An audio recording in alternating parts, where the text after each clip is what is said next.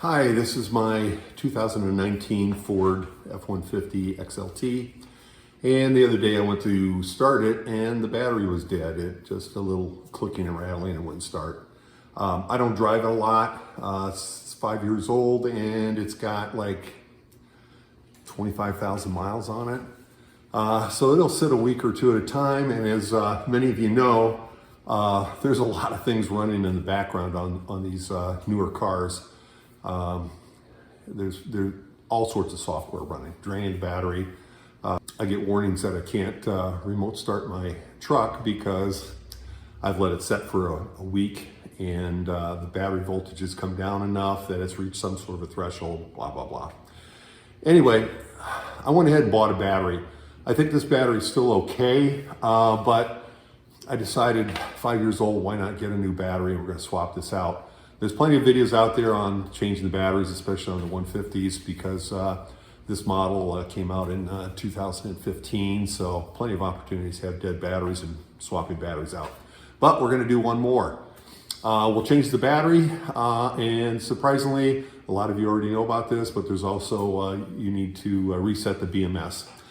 Not really sure why or how the BMS works, but it's a pretty easy procedure to reset the BMS. So let me get the hood open, we'll get the battery unboxed, and we'll swap them out and get this over with. I found this battery from a company named Weize. Battery prices for the F150, I think it's 760 cold cranking amps. Batteries range anywhere from $250, $300 at AutoZone O'Reilly's down to this AMG battery, which cost $117 delivery with no core. So it's kind of an incredible price. So we're going to see how that goes.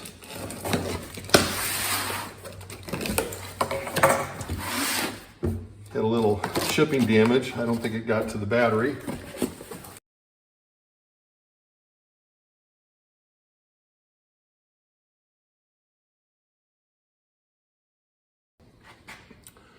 Battery instructions.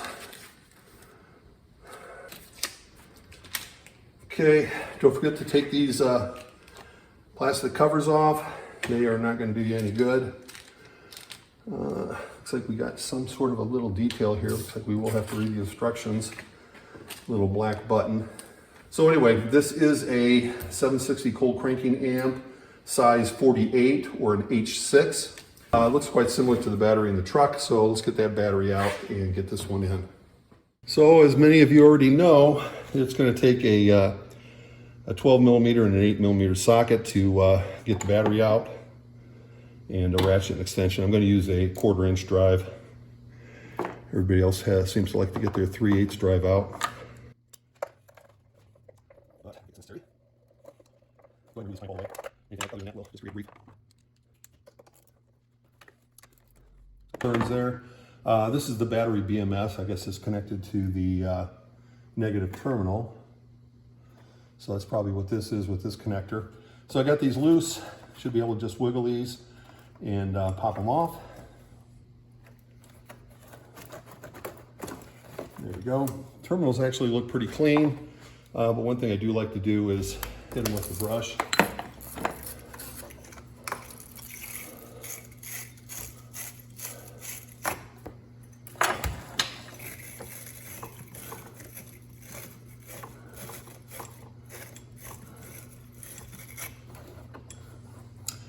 Oh, this extra wire that's on here, that's for my power steps. I got those from Best Stop. I don't think they sell them anymore. I wouldn't necessarily recommend that, but whatever. Had some issues with that installation. Okay, looks like it's ready to come out. Heave ho!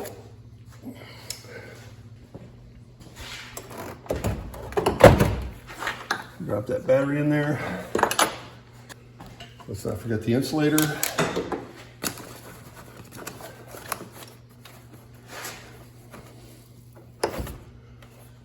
Slide the battery towards the engine. Put the clamp back on.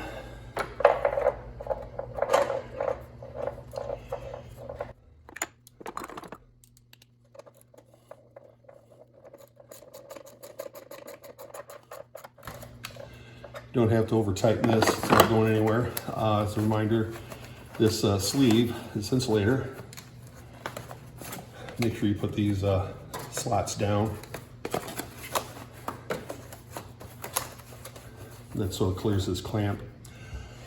Okay, when you take the battery off, I didn't show you this, but what I should have done was you disconnect the ground first and then take that off, and then you take the positive off. That's to avoid a chance of touching something and throwing a spark and causing an explosion. But what we will do is connect the positive first. So we'll wheel that on, push it down. Mine is just slightly flush below, or just below flush. This way, if you put this one on first, the only way that you can cause any sort of a short is by touching this terminal. You can touch metal from this battery to anywhere else on here that's metal, and it's not going to short, spark, explode.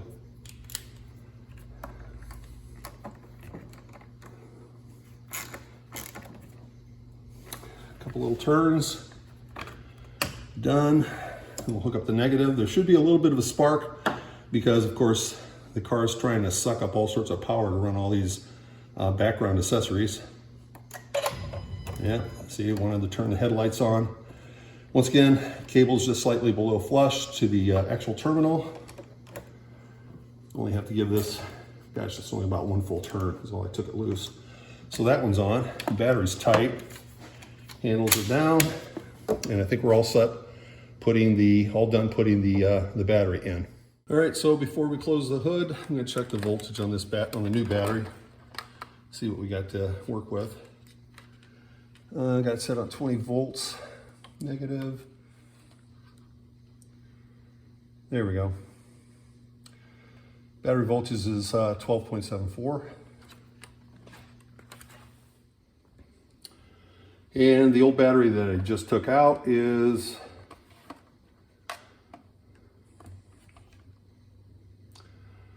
at 12.26. And I did figure out what to do with this. This is a little plug for the vents. And the battery has a vent hole in each end. And this is the plug one of them. I checked the original battery, and this is the hole that was plugged on the original battery by the positive terminal. So I just press that into the hole and it's done. So the process to reset the BMS is to turn the key to the on position. I've got the passenger door open. And what we're going to do is flash the brights 5 times and pump the brakes 3 times, and then we're going to wait to see if we get a battery reset notice here in the front. Right now we've got that battery light on there, so that's what I'm expecting is going to flash. So 1, 2, 3, 4, 5. 1, 2, 3 on the brake pedal.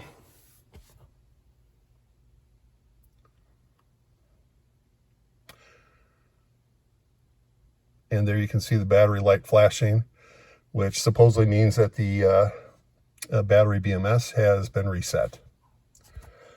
So I'll turn it off and we'll start it up.